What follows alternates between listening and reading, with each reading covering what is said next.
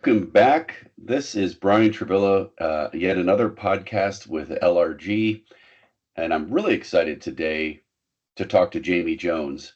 Jamie is a Amazon XL and ZL DSP, so tons of experience, tons of knowledge in both sides of the game there. So, Jamie, welcome to the podcast today. We'd love to hear a little bit about yourself. Well, no, thank you, Brian. I appreciate the opportunity to join you on the podcast. Uh, been in transportation logistics a little bit over 4 years. Operate out of the Boston area and the North Shore area of Boston with ZL and XL, last mile delivery, of course. Have a entrepreneurial background and some other things, but really I got my business training, let's call it, and leadership experience in biotech and life sciences, although those don't seem to go together at the end of the day. Leadership is leadership, right? It Execution sure is. is execution. So that's where I got started. And it was an interesting journey to get to transportation. Actually, a friend of mine that I've known for 30 years, wife got into the Amazon DSP 1.0 program before Okay. COVID, right at Good the old end of the days. 1.0 program before COVID. And that's how I heard about it. And back then, although there's still probably thousands of people in the queue, I mean, back then, I remember I put in my application probably mid-year 2020. Okay. Didn't hear anything back. I mean, I heard back, trickling of information. Hey, we're still in the system. Interviews once every like 4 or 5 months, and then 2 years later, about 20 months later, they told me I was on the bench to be a DSP, a future DSP, and then Okay. operations started about 2 months later. Wow. You submitted your application about the same time I joined Amazon, about May of 2020. And those were the craziest days of my life, opening up new delivery stations and seeing all these brand new DSPs just absolutely, I'm going to say solve America because, like, I mean, the world was shutting down, yet Amazon DSPs were Yeah. still delivering and all that good stuff. So, from a massive science background, you went to school for a long time to learn all about those science fields. To now, you're not only just a DSP, but you're an XL and ZL DSP. So, like, what's life like for you on a daily basis when you have both sides of the business that you're managing? To be honest, it's not that much different. You're operating out of two stations, but it's still under one umbrella of a Mhm. company. So I think a lot of it's how you set up your organization internally to handle that. Um, and I think we've done a good job so far of doing that. But for me, it's it's really no different than, managing a team of salespeople across the country, managing a clinical operations, managing an entire organization from the C-suite.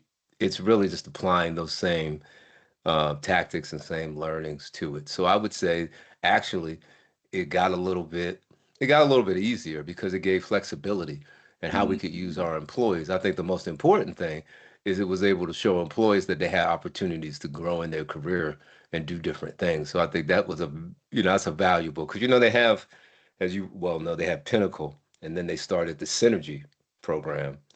Um, and the Synergy program is the program that I'm in. Awesome. Well, I have a very good friend who's an XL DSP, and there's not a whole lot left.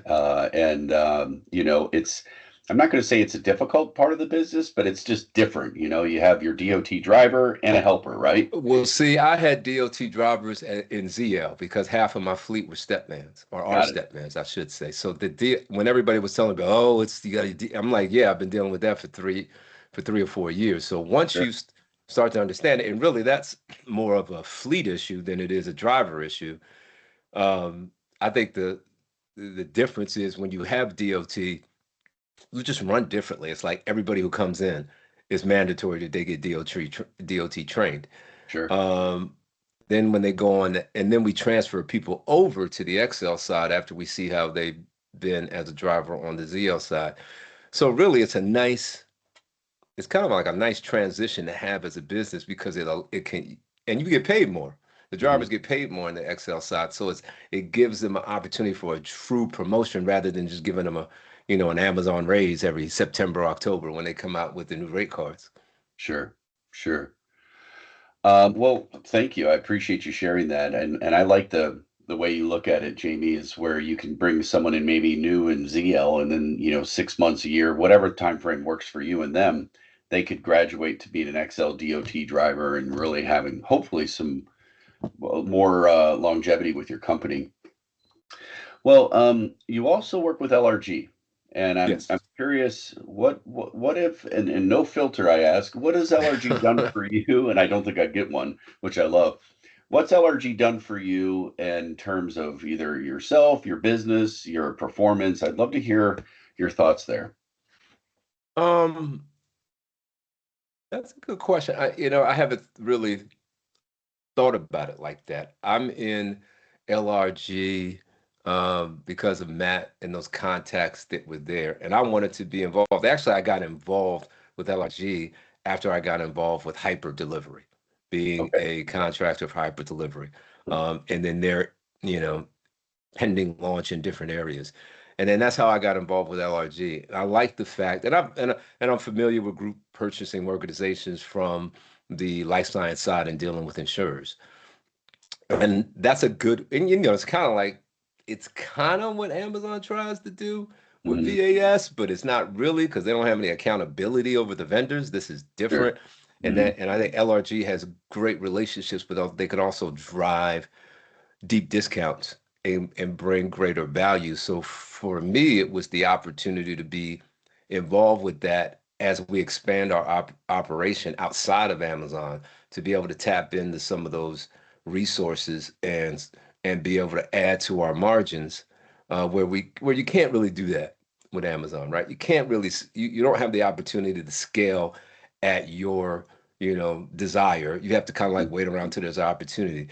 But this LRG, what I think LRG has done for me the most is give me the opportunity to prepare to expand outside of Amazon. But then it also gives me the ability to take some of my former experience in other industries and apply those to LRG, being on advisory boards and being involved in some of the negotiations that go on with some of the vendors, and be able to participate with the leadership team in some of the initiatives that they're trying to get done and help a lot of people and help a lot of other contractors or people out in the business.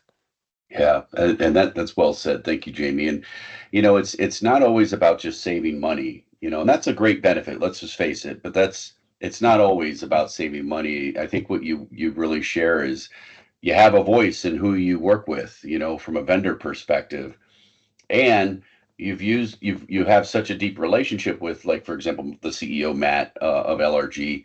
Now you're an ambassador advisory to vet other vendors, and it's interesting. There's a whole world of vendors out there that would love to work with DSP, ISPs, and independent carriers. That I think Amazon does a fantastic job providing a lot of options to DSPs, but it's not all the options. And there's a lot of vendors that would really love that opportunity to support your business.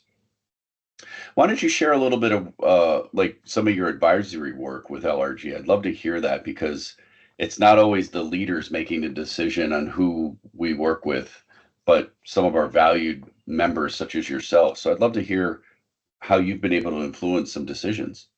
Well, you get to be used as a guinea pig for lack for lack of a better word, which is not a bad thing, right? Yeah. On the insurance side, with a company called Insuro, we were looking. I just jumped into that to see how that was going to work. With the extra benefit that comes that gets deducted out, and you The end up saving cafeteria money. It's plan. an extra right. It's an extra benefit that worked out well. And there were some things, and there were some other ones that didn't, because you get to see it firsthand and you get to compare, and you get to kind of like you get to peel back the onion a bit before everybody else does, and then you can be the reference for whether or not something you think people should jump into or not. The other one was on the R&D tax credits, getting involved with that, and had the opportunity to be first in with Tributon, I believe, Mhm. and understand and help them understand how this could actually work for ISPs and for DSPs. And it's interesting because then you get to go out and you talk to many different companies and see how they compare and contrast and what they won't touch. That was the most interesting thing. Is like talking to ADP. And Hmm. ADP is like, oh, we won't touch this, with a 10-foot pole. And then talking to other companies that would, but yet they really didn't know how it would work either and wanting to work with you. ADP was like, we don't think we've been doing this for 30 years. If we thought you guys had those, we would have already talked to you. And I was like, really? Then you really don't know our business. And Sure. then when we're talking to the smaller companies, some who are deep into it with logistics, but just not contractors like us, they understood, but you just had to map it out for them because it was a little different. The interesting thing is you well know about DSPs is there's this thing about either shared data or what we actually own versus what Amazon owns, and having people need to look at it from the perspective of the contractor who's like, okay, they can't do this without us. So we're providing data and input that's ours. Now the output, of course, that's Amazon, but Amazon can't efficiently execute on their algorithms. They can't do a lot of things if we're not there providing the input, putting in the data, geotabs, Sure. whatever you can think of, the stuff that we input, that goes into that. So the time that we would spend there, the hours that were spent, I mean, even when you're talking to drivers about the different ways to organize a van and how that makes it more efficient, and what does that look like in a different type of vehicles, Hmm. and if you actually sit down and actually do that to figure out what's the most efficient way, that could qualify. And it's things that, and then you go around and talk to other DSPs, and you're hearing different things that they do and how they can fit into these categories. So it's interesting to be able to kind of like map out these categories back to what DSPs do. And then you could explain that very well to DSPs out there that you could be eligible for these credits. And then Sure. understanding what that is, because, and then at the end of the day, you want to be able to represent your constituents and make sure when you're bringing something to them, it's not going to get, it's not going to always say, I'm not trying to go to jail. So you Yeah. don't, you don't want to put them in harm's way or in risk way. So it's fun to be able to get firsthand and get the first test of it to be able to talk to other people about it. And that doesn't mean, you know, what I went through was the right thing, but it was just a good, I think it was a good way to give feedback to LRG and the other, you know, operators and contractors and on the advisory board. And all that information comes together to be able to make a decision. That's awesome. I love, you're the eyes and ears. You were the eyes and ears. Your team sees it on the road, on the pavement every day. And so that feedback and the insight is just absolutely invaluable, not just to Amazon, but to help vendors make better decisions, more favorable rates, et cetera. So I think that's really cool. I'll touch briefly on, you mentioned I think you just said you recently signed up for Insura, the Cafeteria 125 plan. From Mhm. a rollout perspective, how easy was that for you and your team? We signed up. Wow, it's? I say a little while ago, but heck, it's probably been well over 6 months by now. Okay. It was easy. I mean, really, the hardest thing was explaining to people, yeah, you're getting money taken out of your check, but you're actually netting more. I mean, those are really the discussions you have with your employees, drivers, is that they're seeing this chunk come out and they're not realizing that, yeah, but you're getting about 1.5% or 0.5% more than you would, and you're getting an extra benefit. And Yeah. then, explaining to them that it's something that's good to have there. Some don't want to use it, some, want to opt out, and that's fine. But the discussions, it's used just like everything else. You wouldn't be surprised, but I'm always surprised at these things that we offer that, they've been in the company for a year and they're like, oh, I didn't know we had that. Next Yeah. mile. Well, yeah, we pay for tuition up to $5,200. Oh, I didn't know. Well, it's been up on the wall and it It's flashes every everywhere. day when you come in, right? And we've talked about it. And there's people who have gone through the program and gone on to bigger and better things, with their training and with their learnings in their colleges or trade schools. So it's just that was the hardest thing, is really helping everybody understand that, yeah, you're getting pre-tax money taken out, but your net is going to be more than if you didn't, and you're getting something for it. So basically, you're getting more money to get an extra benefit. Yeah, that safety benefit and that virtual healthcare is just it's so convenient. 10 years ago, we'd be like, what? Go to the doctor online? And now it's like, yeah, let's go to the doctor online. Saves me a trip, waiting room, all that stuff. So, well, that's good to hear that it was pretty smooth for your team. And it does not surprise me having those conversations that you just shared. So, before we wrap up, I always like asking Jamie, share with me what, in your opinion, is really exciting about logistics right now from your eyes. Oh, I think it's the evolution of, well, I'll say outside of Amazon, I think it's the evolution of the gig worker, right? The 1099 and tapping into that and the flexibility that that offers if you get with the right network of delivery provider to be able to use that. I think that's the most exciting thing out there. The Instacarts, the Grub Hubs. Hopefully, we're hoping the hyper deliveries of them will will continue to grow and provide opportunities not only for contractors, but of course for people to make a living. I think on the Amazon side, it's funny. The tug of war that you have with Amazon from being inside Amazon, but outside Amazon, it's like I can't feasibly say anything bad about Amazon because there's no opportunity like this with the level of investment, low level of investment, and you Mm. can flip that around and be profitable weeks, if not months later. So I Right. always say that every time they ask me about feedback, you go, look, I am still high on this program, Yeah. but let's talk about the things that are pebbles in my shoe or pimples on my behind Hmm. about the process. And for me, it's where Amazon is going with it because I don't think most people understand that in what 6 years in this program, 7 years of this program, they've done more than FedEx, UPS, USPS, DHL. I can keep on going, all put together that took Yeah. 150 years to do with the mail, including everybody, and Amazon did it in 7 years. So Yeah. it's remarkable. And where they're going, same day, maybe within 2 hours, it puts stress on the system. But that commitment, that drive, is something that's very, uh, it's awesome to be involved with.